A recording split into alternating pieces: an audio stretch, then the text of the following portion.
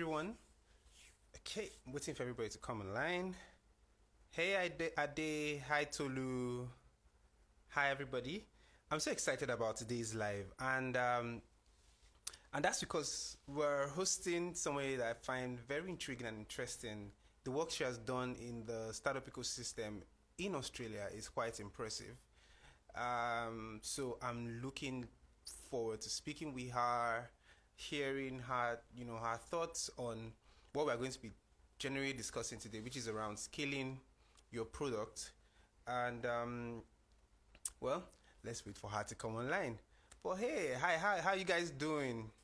How's your day been? You know, it's been raining cats and dog here. Hi, I can see her here. Okay.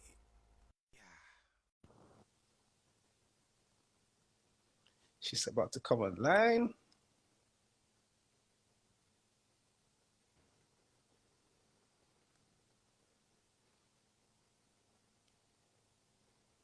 Hi, day.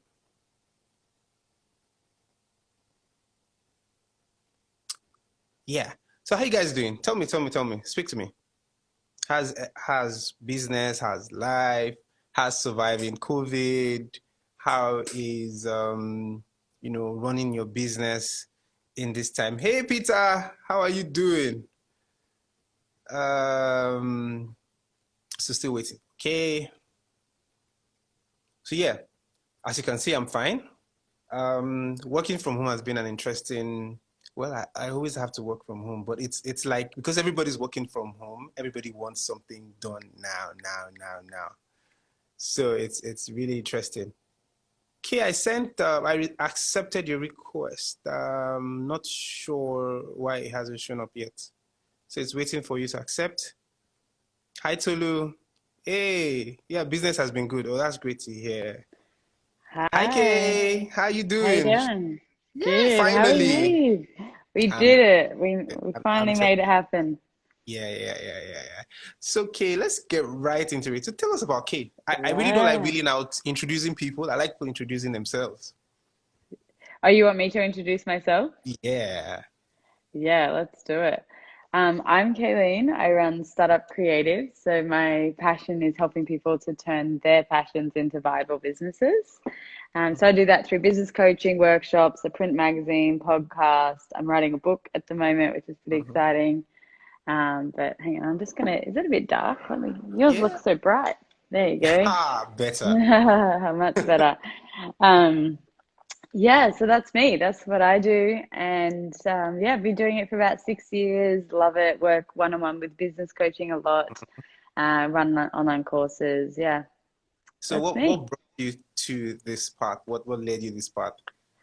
Yeah, a good question. I was working 9 to 5 in a job that I was completely over and on the verge of burnout and yeah, God. getting pretty fed up. Yeah, it's real, especially when you find yourself going through the motions and thinking, this is, I've just got to do it. I don't have a choice, and you just get up and you do what needs to be done. And I think what I've learned over the years is that it doesn't have to be like that. That life is way too short to just do a job that pays the bills so that you can live on weekends doing what you really want to be doing. So I got to that point. I just started diving into entrepreneurship and startups and just loved it. I was like, this is the way to live, like designing your own ideas and taking them to market and, working in a style in a way that you love. And then, yeah, and so I did it for myself and was like eventually left my job and built Startup Creative full time. And yeah, here I am 6 years later. It worked. Interesting. But tell us what exactly motivates you? Recently on my page we Mm, discussed motivation, and there is mm, this concept that you always need motivation to succeed, right? mm. But I like your perspective on that. Is it about having Yeah. motivation, or coming up with a system that actually works for you? Yeah, I mean, I think motivation is a tough one because it can be easy to be like, um, if you have like to think that I don't know, I think sometimes it's a bit stereotypical of like, yeah, motivate. But I think two things come to mind for me. One being, if you have a deep enough sense of what you're doing and why you're doing it and a really clear intention, that will provide more motivation than, cold showers or pumping yourself up or, whatever. It's like you have to know why you're getting up every day and where you're going. And if you set your clear intention and you want it bad enough, that is going to be the number one motivator, in my experience, and Yeah. definitely interviewing lots of very successful people. And then the other thing that I think of when, like, I actually, Mel Robbins is an incredible teacher in this space. She has a book, The 5 Second Rule. And I actually saw on her Instagram this morning, she sets her alarm for 6 every morning, and she has this mentality around 5, 4, 3, 2, 1, get up and go. And I've been doing that recently, which has been super helpful. But this morning she said, you don't need motivation if you have good habits. And her example was laying her exercise gear out in the morning and just once the alarm goes off, just do it. And, cutting off the story and the self-sabotage in your head. Yeah. And I think if you know where you want to go, then getting up and pushing through, wanting to sleep in or wanting to go out for dinner instead of fixing your website or whatever. That's the stuff that you're just like, all right, on the other side of this pain right now is the business of my dreams. Yeah. So, It's interesting because I also believe the same thing. If something yeah, scares you, if you need to do something, just get yeah, up and do it. The minute you give that yeah, doubt, or I wouldn't say laziness, mm, the minute you begin to overthink things, you probably would never, do it as better as you would have wanted it initially. For yeah, entrepreneurs, absolutely. in building their businesses, especially Yes, around periods like this, the COVID era, where economies are yeah. slowing down, Mm, where you know access to your products or services aren't as easy as before. What do you mm. advise entrepreneurs in this period? Yeah, no, that's a good one. I actually was taking some notes and on your questions, and I was like, all right, what would I say? Um, I think this time in particular, I think it's a matter of just starting. And I think it's so I guess the reflection that I've had over this whole COVID period has been like, right, the environment outside us has changed, right? So, I mean, if you look at the media, it's like we're going through a recession and, people aren't spending money and all these things, which, there is some valid, that is valid on some levels. But there's always going to be a condition that you can use as an excuse as to why now is not the right time.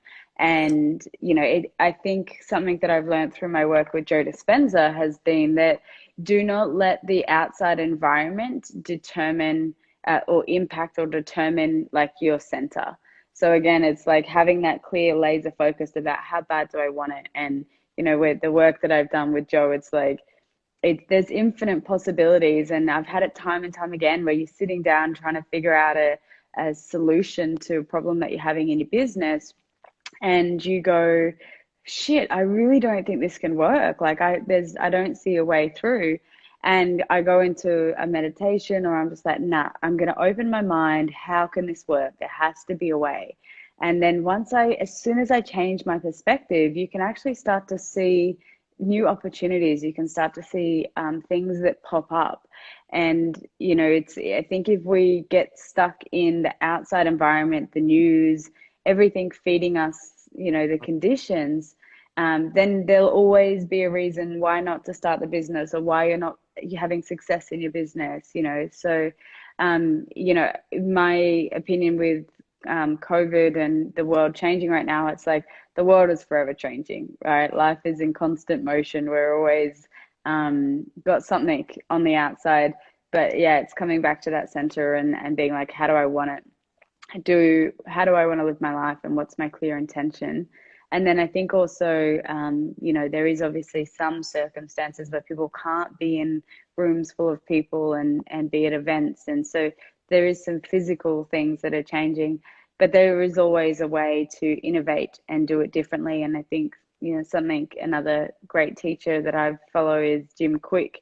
And he always says, I don't have the resources yet, or I don't have the knowledge yet on how can I make this work, and just trying to keep your mind open to possibilities, and it might not be what you set out to do, but if you're able to keep those kind of blinkers off that keep you narrow-minded, then I'm sure something always presents itself. And I'm such a big believer in life is happening for us and not to us. You know, we're in the river of life and we've got to learn to flow with it. And I think sometimes a lot of our pain comes from restricting and controlling and holding on to how we think things should be.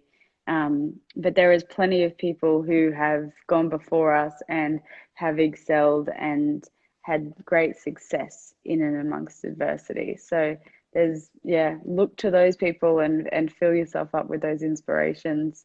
You know, I was thinking about this the other day around, you know, some people that I admire and have admired in my life and my business through Nelson Mandela and you know, Ellen DeGeneres and, you know, people who've come up against really more significant life difficulties than we will probably ever endure, and have still come out the other side and done incredible things that have changed the world for the better.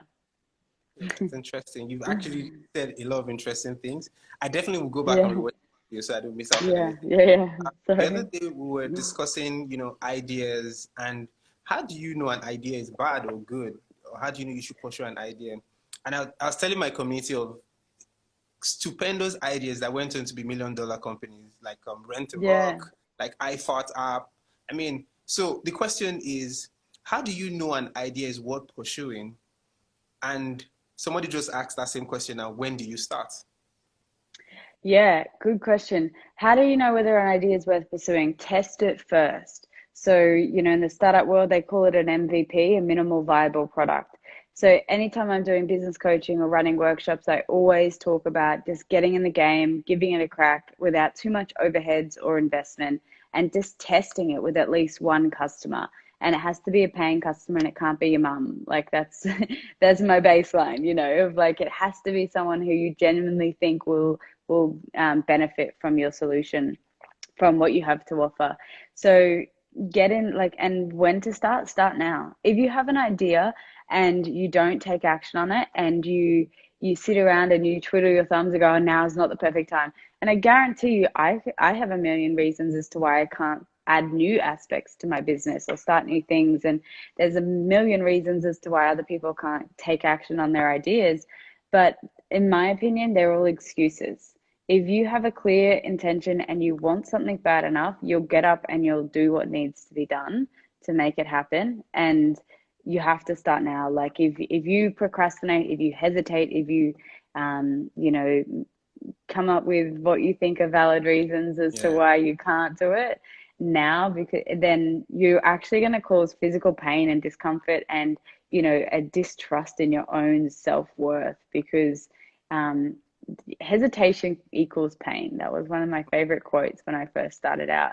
And it's like, yeah, it's such a beautiful analogy. I always think about when you're going to cross the road, if you know, there's oncoming traffic and, you know, you're kind of trying to make a run for a gap.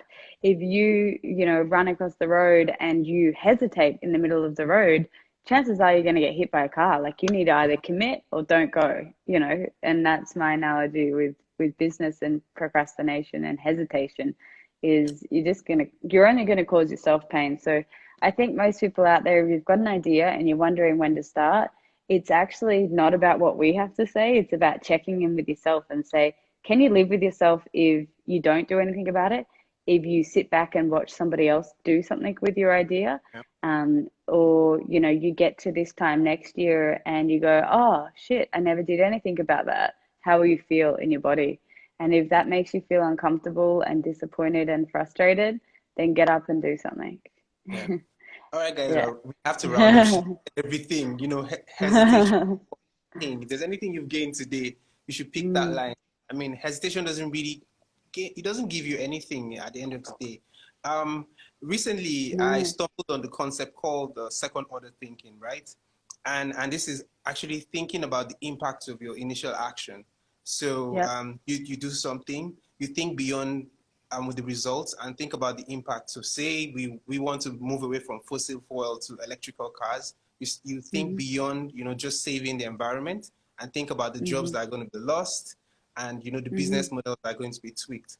And I feel like Mm-hmm. if entrepreneurs can do a lot of second order thinking, they'll begin to see the good that their business or their idea can bring rather than seeing the cons. So we always look at what are the pros of Mm-hmm. embarking on this journey as an entrepreneur, as against just Yeah. sitting down doing nothing.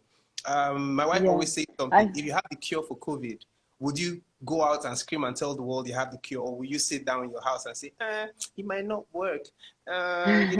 So it's up to you because everybody has an Yeah, impact to make in the life of every other person. Every absolutely. decision you make, whether good or bad, will actually affect the world generally. Yeah. I'm talking about decisions. Um, has there been times you've made bad decisions? Well, obviously, but yeah. And how did you bounce back from those mistakes? Yeah, absolutely. So one of my worst decisions was I was asked by some investors like a few years ago to invest in my magazine. And it was probably like, 2 years in and I've been hustling away and just trying to make a break, and you kind of money comes in, you spend it on the business, you pay your bills, and then you go back to work and make more money. So it was a time that I felt like I was just, clogging away at trying to make this dream a reality. And so when these investors came, I got super excited. I was like, this is my break, this is it. It's all paying off. I've done it. Um and so I think I got really excited and tunnel visioned and I put all my eggs in the one basket. And I spent about 3 months negotiating with them. But my perception throughout the whole negotiation was like, these guys are my saviors, right? And everything's about to get easier. And actually, my partner at the time and I signed a lease based on this the contract that we were, I was going to get this wage, and it was all like, wow, our dreams come true. And right at the end, they said to me, all right, I got the final contract, and it was this big long process where I was flying to different cities and going to these big like bougie meetings that just like, yeah, it was totally out of my depth or not my vibe at all, but I was like rolling with it because I was like, well, this is the investor world, right?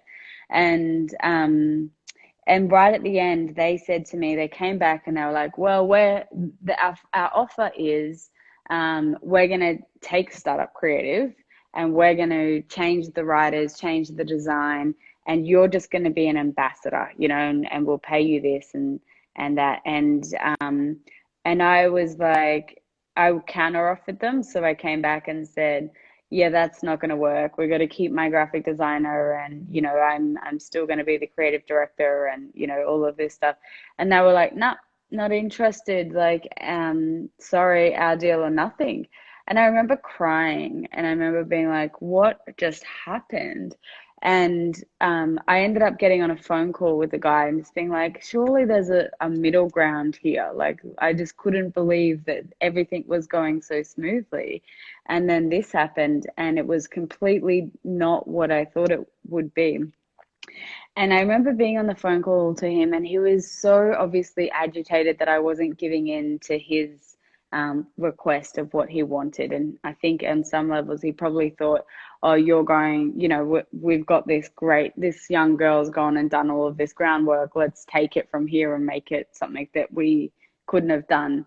And, um, and I remember chatting to him, and he was like, he was quite rude actually. And he was like, you're not the right person to take this to market. You've just missed the best opportunity in your life, and it's not going to go anywhere, and blah blah.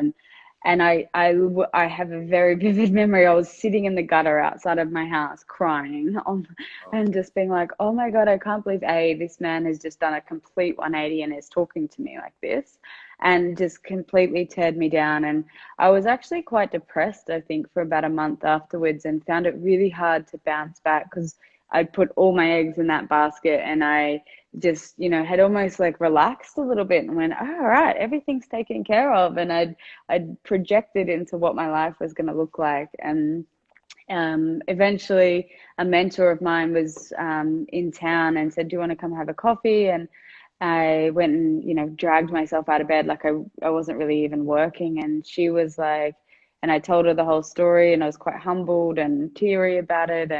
And she was like, well, why don't you find somebody to work on the business that already believes in you and the way that you're doing it? And that was the thing that kind of pulled me back and got me out of it. But um, and ended up with an incredible business partner. He's super creative, and we just gelled and had the best time together. But having to say no to that deal as well, like I think that was the one of the biggest lessons of being like holding the integrity of what I'd created with Startup Creative, because their vision was really different to what I had in mind. And had I gone with it, I felt like I would have betrayed all of the people who were following me and looking to me, and the gap in the market that I'd found. So yeah, it was definitely a mistake to assume that somebody was coming to save me, and that I think the lesson is the deal's not over until you sign the paper, and it's yeah, that's probably my biggest lesson. Thank you so One much of for sharing this. I think one of the yeah. interesting thing about entrepreneurship and this journey of creating value is that you stumble a lot along the way and you have lessons. Mm, And I believe that to help the generation coming after us, it's very important we are vulnerable enough to share these stories. I mean, why are you keeping it in the vault? Why are mm, you stopping people from learning from your experiences? And so I'm really yeah, grateful that you've shared that story with us. my pleasure. But you mentioned something that caught my attention. You said you got did you say co-founder? Yeah, I have a co-founder. Yeah. Oh, So I have a business partner that helped me to yeah, yeah, redesign the magazine, and yeah. yeah.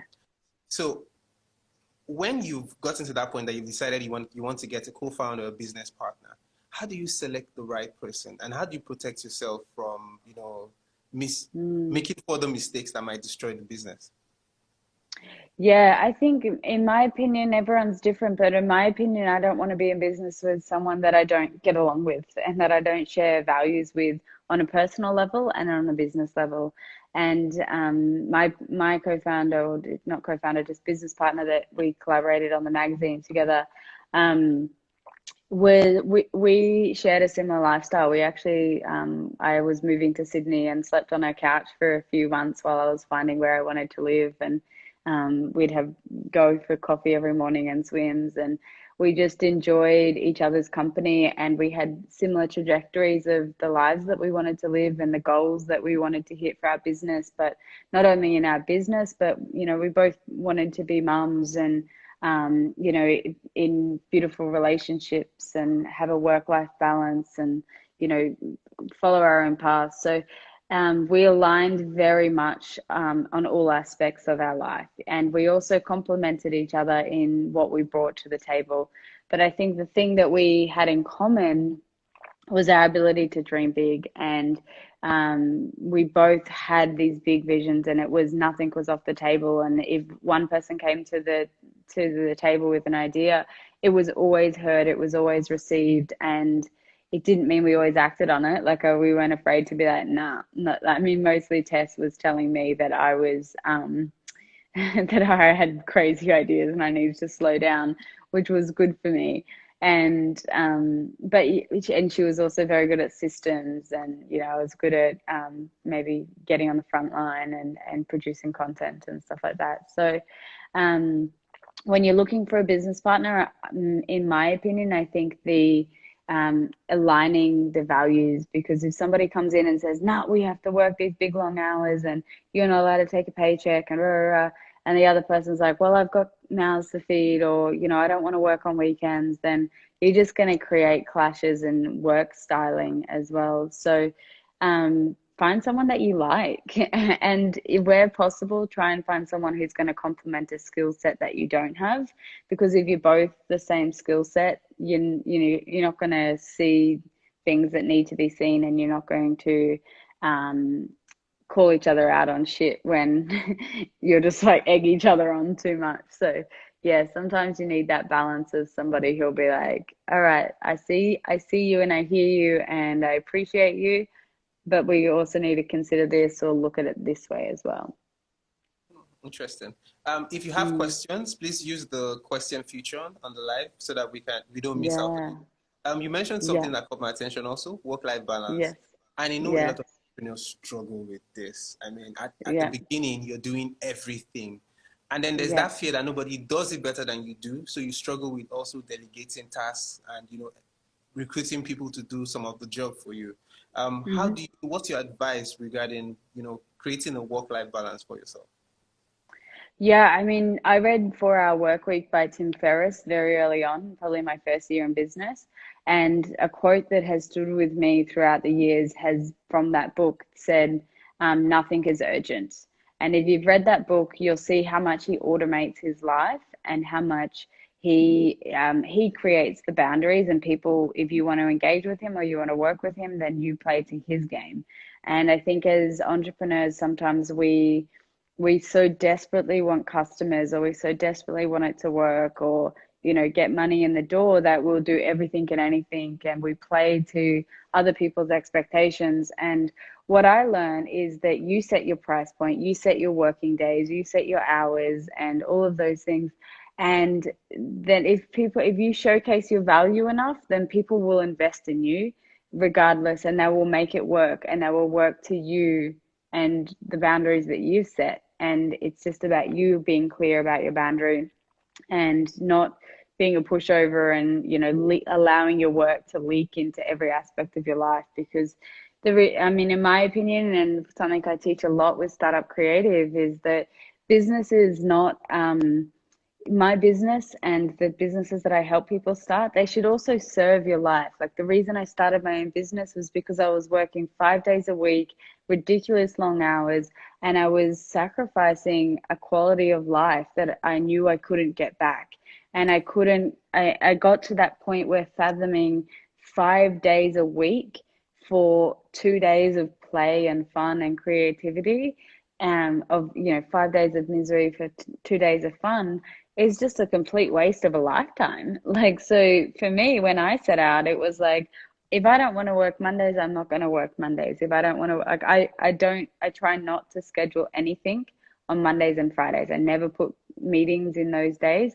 And if people, that gives me free to either have a long weekend, to do nothing, to be completely creative on that day, to maybe have a networking meeting or something inspiring and new, a therapy session, go to a waterfall, whatever it might be. But my business serves me in my life, and for me, a healthy, happy life is a good relationship, family, good health, enjoying yourself, playtime, creativity. So I think it's about getting real about what kind of life do you want to live. And definitely there was in the early days, I was hustling away, but I never felt resentful of it. It was like, I want this so bad that sitting down and working on my business till midnight was a joy. So I think just keeping in touch where if you're pushing yourself and now the body knows, right? If you push Yeah. yourself to a point where you're overextending and you're feeling resentful and burnt out, then it's time to lean back and check in. And leaning back and checking in is actually good for business as well because you get a new perspective and you can fill yourself up and you can actually start to go, all right, is there something I can automate here? Or do I still love what I do? Or do I need to change the business up a little bit? Or where do I need help? Yeah. Yeah. The question of help, where do you need help? Where do you need additional Yeah. resources, advice? Yeah. It's actually very, very relevant to anybody's journey. I tell people that we don't embark on the journey alone. The most successful people who didn't exist as an island, they actually had, trusted advisors, loyal employees around them. And so Mm, you can't do this journey at your own. You can do it at your pace, but you can't do it on your own, right? You need people around you. mm. And that takes me to the next question around mentorship. How Yeah. important is mentorship to you? And what are the tips you would give entrepreneurs in selecting the mentors or their mentors, actually? Yeah. Yeah, great. I've had coaches from day one. Like my whole life, I've had coaches because I grew up in playing a lot of sports. So, I was running for my state and then eventually and competing at that national level. So I've had sporting coaches who've, yeah, I was a long distance runner back in the day. I used to do steeplechase, 2K Like, steeplechase, cross country, 1500 on the track back in the day. But I did, so I've always had coaches, and for me it just makes sense. It's like that, you, especially if you look at it from an elite athlete perspective, an elite athlete is nothing without their team. It's nothing without their coach. The coach is able to push them beyond what they think they're capable of. And from my experience of running, especially like one of my most dreaded sessions running coach, when I was back running, there was two actually. On Tuesday mornings, we had to be at the track at 6 a.m. and we had to do 200-meter splits in 30 seconds or something ridiculous. And it was like sprint, jog back, and like you could not drop the pace. And then the other most dreaded one was 15 400 meters with 30 seconds rest in between. And if wow. you drop to the pace, yeah. So when I think of those, if you told me, do these sessions, there's no way I would have hit those times. There's no way I would have been able to complete the session. Like I would remember the 400-meter session was on a Thursday afternoon, and I would be sick all day. I'd just be like, oh, I've got that session this afternoon. I'd try and talk myself out of it. Maybe I, pretend to forget my shoes. Like my coach would be like, oh, well, I got you some spare shoes. I'm like, okay, I've got my shoes. Like, would really dread that session. And it's just the mind. The mind wants to talk you out of it. It knows pain is coming. It knows discomfort is coming. But in that pain, in that discomfort, you get stronger, you get faster, and you get race day ready. And, if there's no way I would have turned up to a track on a Thursday afternoon in the pouring rain, freezing cold, and run those splits had I not had a coach standing there waiting for me, being like, you better show up because you're racing in a few days and you're meant to be in the top three, finish in the top three. So get to that session. And I think that's why I probably love coaching as well, because they can set the bar for you, right? And then, so I've had a coach. That was the first thing I ever invested in. I just had my idea for Startup Creative, and I called a lady who had actually helped me with career coaching throughout the years. And I spent 2 hours on the phone with her, and I said, this is what I'm thinking. And because she'd helped me build up in my career, she was able to say, yeah, here's what your skill sets are. And she was a copywriter as well. I still work with her today.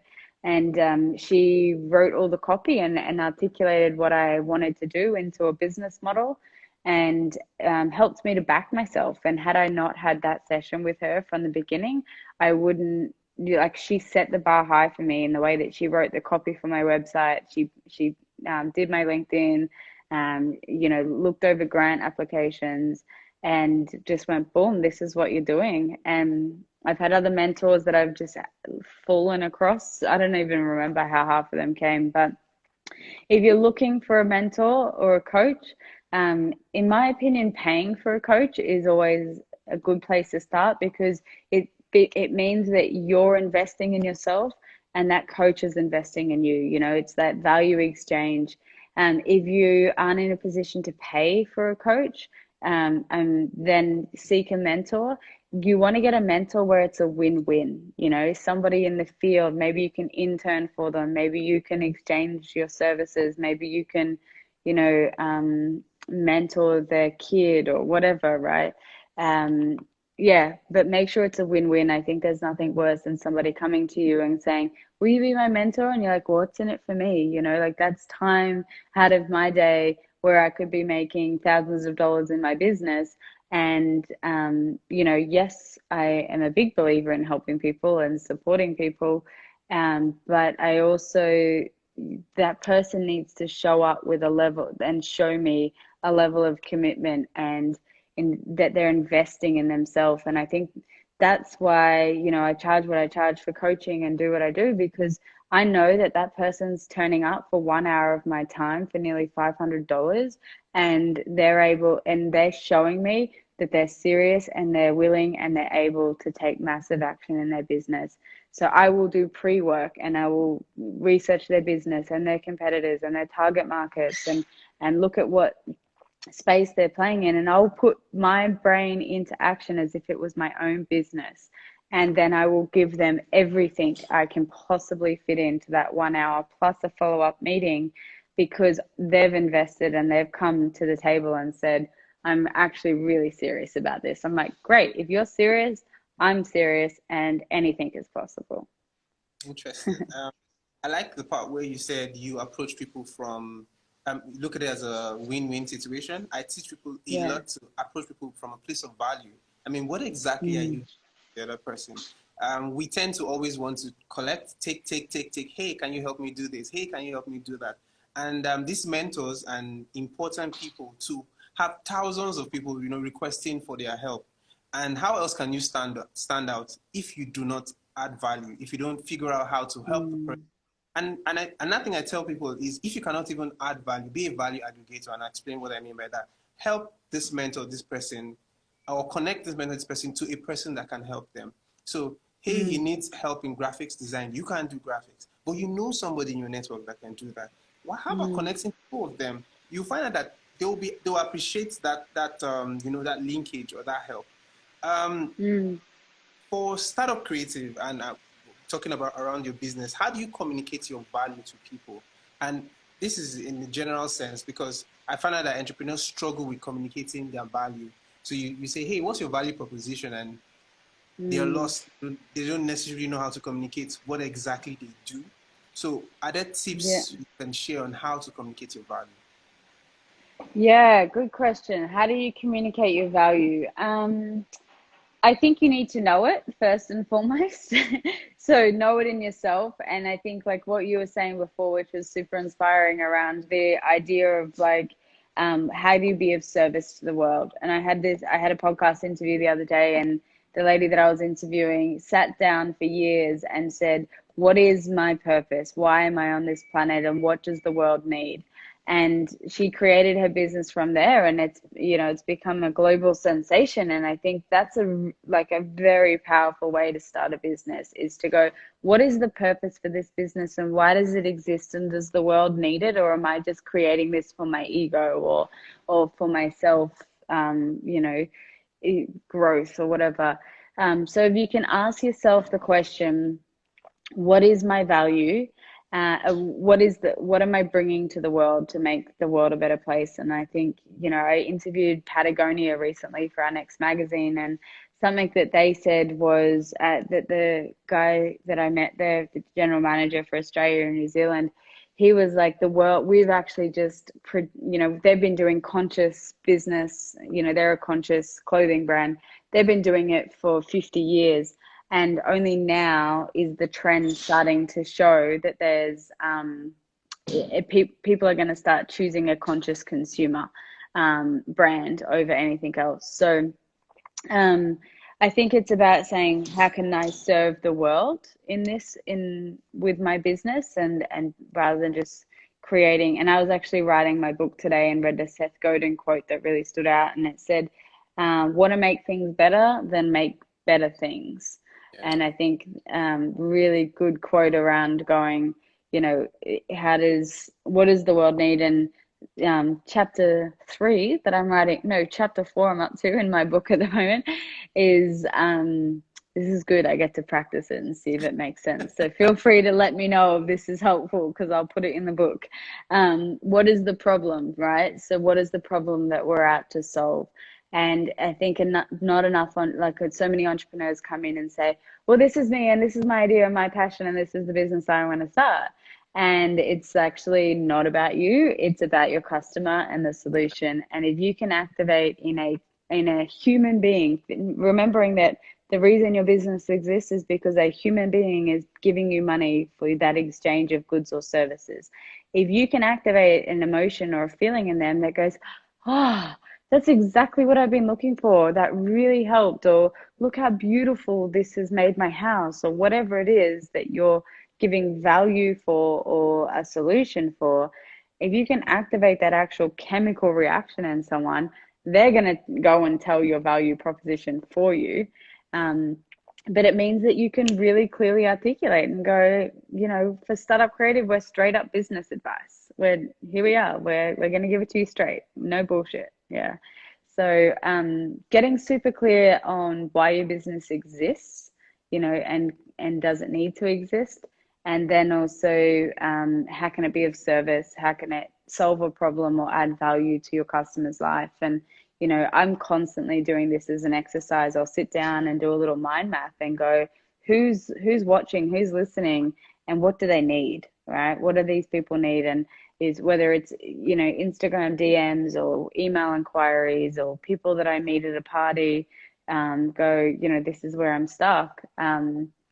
Then I'm always coming back and creating my content and everything that I do in my business out of what people are saying back to me. So yeah, does that make sense? Does that answer the question? It does. Don't worry, we'll definitely put it in your book when it's out, when it's ready. Yeah, put it in Uh, the book. Okay. yeah, The let me people see. have spoken. Let me see if we have questions. Okay, not that we haven't answered yet. Um, Something just came to mind. Have you had to fire somebody? No, I've never hired anybody. I actually had a girl once, she asked for an internship. I used to get internship requests all the time. Mm. But she asked for an internship, and it just so happened that I just signed a lease for an office and was feeling very professional and was like, sure, you can come intern with me. And so she came and spent one day a week with me, and we again got along, and we spent time, and she brought my mentality was, what do you want to do? Like, why did you reach out to me? What is your passion? What are you good at? What can you see bringing to the startup creative story or business? And so she did wonders. And so then I brought her on for 2 days a week, I think it was. But I remember in particular this one day where it was her day in the office, and I was meant to be riding. I used to ride my bike to the office, and I was meant to be riding down. And she texted me and said, "What have I got on? What are we working on today?" or something like that. And the surf was really good, and I was like, I don't want to go to the office today. Like, the surf is great, and I want to go and be on the beach. Like, I don't feel like being in my office. And for me, and then that was like a good realization for me, where I was like, you know what? It's actually not aligned with my business to have employees. I have contractors. I have people that I contract on a short-term basis, whether it's copywriting or design or photography or VA work. But I would rather help somebody start a business, and I contract them, 5 hours a week or whatever, or on a project base, and then they can build their dream life. And I don't know whether this will be forever, but right now I have no desire to give somebody a 9 to 5 because that's not what I'm teaching. And yeah, I think that, in my opinion, I think that human beings actually work better in small project based, um, time frames, and when they can have more creativity and freedom and maybe working on a bunch of projects at a time, then they work better. Yeah. That's how I It's see actually important it. that people find what works for them. I listen to a ton of people, Gary V, Oprah, and all the rest. And you Mm. find that everybody has differing advice.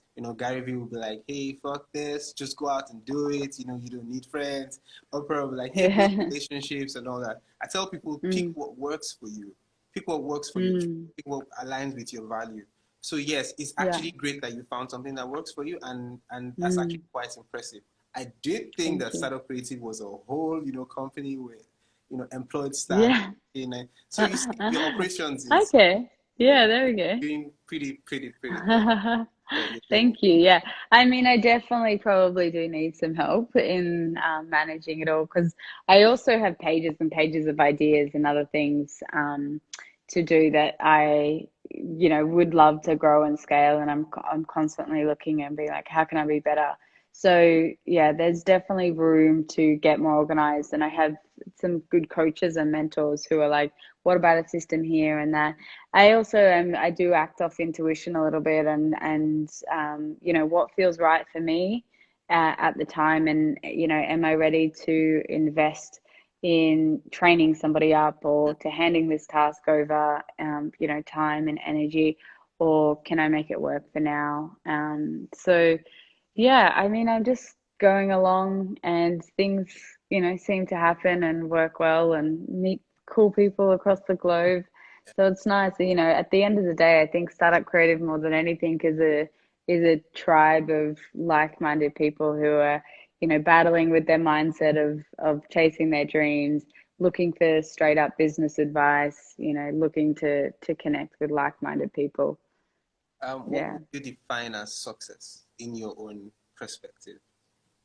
Yeah, I think that success for me is that work-life balance, having that a healthy relationship, and in time to do things that I love, whether it's surfing or bushwalking or making a nice dinner, where I'm not dictated to, and I can do that. And I think also financial freedom as well. Like I think, that's a thing, a topic that I'd love to spend more time on in Startup Creative, and eventually would love to, maybe write a book on or something. But helping people to free themselves from the limitations of, a $30 an hour job for the rest of their life. It's like you really can break free of that, and so much of it comes down to your own perception of what you think you're worth. And for me, when I set out with Startup Creative, one of the things that it did inspire me was that, when you're in a 9 to 5, or my experience was that there you climb a ladder, and every year you get a little pay increase. And maybe if you jump ship and go and, go to another company, you can negotiate a higher wage of, $5,000 over a year. But if you work for yourself, like you can make $5,000 a week. You can make $5,000 a day if you're willing to do the work, and you sit down and go, what do I have to sell and who needs it, and not stop until you get out and get it in front of that person who's gonna willing and able to invest in you. Yeah, I'll tell you why I asked that question Mm, because mm. everybody in the comment section, just back me up here. You'll see that what you define as success as reflected in everything you've built in the last couple of years. Mm, So earlier you yeah, talked about work-life balance. You talked about yeah, something that helps other people, create their business yeah, and live successfully. So you see how your main goal, the thing that you yeah, hold dearest to you, kind of cascades back into what you've done in your life. And it's the same case with entrepreneurs. I tell them, start from the grand goal. What exactly do you want to change in the world? What's that thing that yeah, you're passionate about? Use that to yeah. build your business. Let your business be a reflection of that value that you have. This is Mm. probably the last question I'm going to ask. What is your message for startups and businesses in this COVID, period? Yeah, I think what my biggest message was like, I guess it's not waiting for the outside environment to validate you, whether that is somebody saying, "Oh, you're great, you should go for it," like get in the game and back yourself. And I think my biggest lesson that I've learned over the years is that what you focus on expands. So if you're focusing on all the ways it won't work, then it's not going to work. If you're focusing on opportunities and finding a way through the unknown and figuring it out, then you're going to get more of that. And I just like, the more that I dive into this stuff and the mindset, it's like human beings are so much more capable than we even realize. Like, I don't think, as even as the smartest people in this world, I don't think we even have fully tapped the potential of the human mind and what can happen if we release our limiting beliefs and all the things that hold us back and our conditioning. And the outside environment feeds a lot of those limiting beliefs of like, oh, you can't afford it, or get a real job, or that'll never work, or you know you've got to pay the mortgage, or what about the kids, all of these things that get messages that get fed to us that are so supercharged with such deep energy that's come from years and years of conditioning. And all of a sudden we're this next generation that's going, hang on a second, Like, we're not in a depression, or we're not in facing world war, and we do have access to the internet and a global marketplace and these free apps that help us to build a community, that we don't have to go through media outlets anymore. And there's so much available and accessible to us. And I think so many of us still act out of a limiting belief space of like, this is who I am, so this is who I have to be. And it's like, the work actually is in releasing all the shit that keeps you small, all of the excuses, all the voices in your head, all of the bullshit that gets in the way, and think limitless. Think, what am I capable of, and what could I achieve? And my personal experience has been through discovering meditation and really using that in my business as well. And going into the unknown and the mindlessness of well, it's not mindlessness, it's actually more of a focused intention, at putting your attention on a focused outcome without the story, in like a meditative state. And yeah, you can plant some magic in the cosmos, and start to see it unfold in your everyday life, if you believe that you're worthy of it and that you can have it. So yeah, anything is possible if you're willing, you're determined, you have a clear intention, and you're prepared to do whatever it takes. Anything is yours. Amazing, amazing. Thank you, Kay. Yeah, I mean, so many sound bites my from this. pleasure. I'm definitely going to Thank listen to the you. video and recap a lot of things you've said. Thank you so much for My taking the pleasure. time. My Um, pleasure. Thank you. yeah, and I'm sure Great. everybody in the comment section is grateful for all you shared. Thanks Thank for you. tuning in, everyone. Awesome. Do we And get a saved copy of this? Does it yeah, say somewhere? definitely, definitely, Yeah. definitely get one. Yeah, Awesome. I'll follow share it. Startup Creative, follow me, ask Yeah, questions. You will never get help if you don't ask questions. But I mean, manner of absolutely. approach is important, but ask. And big shout out to you. Thank you for reaching out, and thank you for persisting and making this happen, and incredible skills at interviewing. And yeah, it's awesome to be able to connect. Like, it was such an honor to meet you and to make this happen. It's just like, this is part of my dream coming true, of being like, wow, people all over the world are experiencing and enjoying startup creative. So it is an incredible honor, and I'm very humbled to have been on your platform tonight and share the All wisdom. So right. thank you. Thank you. Bye. My pleasure. Bye.